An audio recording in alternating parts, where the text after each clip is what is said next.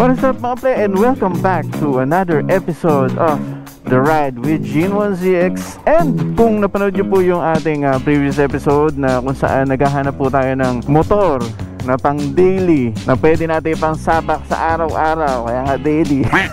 Dahil may mga nagko-comment na sabi nila try ko daw yung Smash. So eto na nga, this is the 2024 Suzuki Smash 115 fuel injected FI na yan. Kaya una sa lahat gusto ko magpasalamat kay Suzuki Motorcycle Philippines dahil ni-reach out natin si Suzuki na baka sakali meron silang demo unit ng Smash nila na pwede natin subukan, maging option natin siya para dun sa hinahanap natin na motor na pan daily. Kaya naman pinahiram nila sa akin tong bagong-bago nilang Suzuki Smash na FI, kasi dalawa variants ito, merong carb type at merong FI, tapos meron ding mags at meron ding naka-rim. Kaya naman ito just an overview look of the 2024 Suzuki Smash 115 FI. Mga petong video na to is for you to see the Smash FI. Just an overview. Hindi ko pa totally alam yung motor, pero gusto ko ipakita sa inyo yung initial thoughts ko kapag nakakita ko ng motorcycle. So, una sa lahat, gustong gusto ko yung kulay niya. It's a matte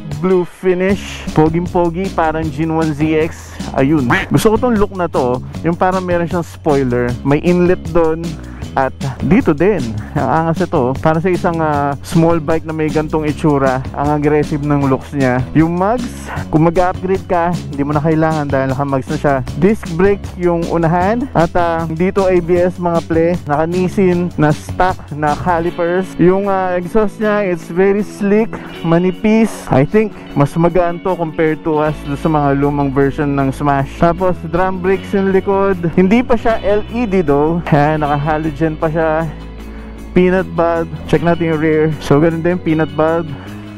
Ito, halogen din. So ito yung ilaw niya, yung tail light and running light. Nandito na rin yung niya, yung ilaw sa plaka. Ayan, so katulad sa may Honda Wave ko. Sprocket, ang lit nito 34? Hindi, 37, 420 yung sukat ng chain, tapos 437 yung sprocket. So dahil ito yung Smash at ito yung legendary Smash, for sure meron tong power, may torque to, tapos given na naka 37 sprocket. So more on more on rektahan, pero sa dulo malalaman natin. Meron tayong switches dito, turn signals, busina, naka-on pala, high and low, electric ignition. Dito naman sa dash, all analog, neutral indicator, gear position indicator, so 1, 2, 3, and 4, speedometer, odometer, fuel gauge, signal indicator. Kung naka-high beam ka, ayan, may indicator siya. Meron tayong engine indicator. So according sa engine indicator daw na nakalagay dito, kapag ang ilaw daw ay nagpa-flash ng mabagal, kailangan daw natin ng service. Ito naman, kapag nagpo-flash daw siya na mabilis, so ibig sabihin daw nun,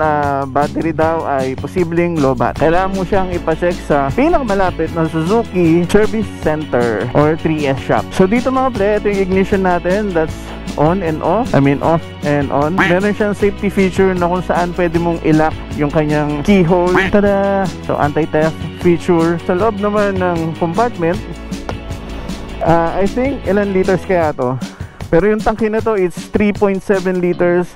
Gusto ko tong part na to para kung sakali magpagas ka, tumapon, nag-overflow, meron siyang overflow catch, tapos hindi siya matatapon dito sa yung fuel tank sa ibabaw at hindi siya kakalat at hindi masisira yung paint. So yung compartment natin, it's big enough para maglagay ka ng mga small items and tools. Nandito yung user manual niya, tapos yung case ng salamin ko. Meron siyang kasamang spark plug remover.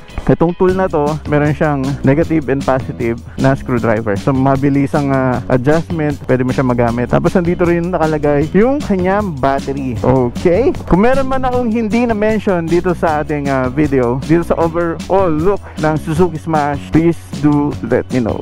Kitang-kita dito yung O2 sensor. According sa mga na-experience ko when it comes to fuel injected na mga motor, hindi na siya mahirap i-cold start in the morning. Hindi na. As in, there are a lot of times na one click lang, start na agad. For now, ayun lang muna masasabi ko para sa ating susubukan motor. This is the Suzuki Smash 115cc fuel injected updated na motorcycle ni Suzuki Motors Philippines. Kaya naman abangan ninyo sa next episode natin. We'll try to ride it out. Tingnan natin yung overall feel naman ng motorcycle na to at yung power niya at kamusta naman yung mga gears natin when it comes to traffic tsaka sa open road. Kaya naman, see you on the next episode mga play, and thank you again Suzuki Motorcycles Philippines. Thank you so much at pinakinggan nyo ang request ko. Kaya naman, maraming salamat at this is Gin1ZX. Hanggang sa muli mga play.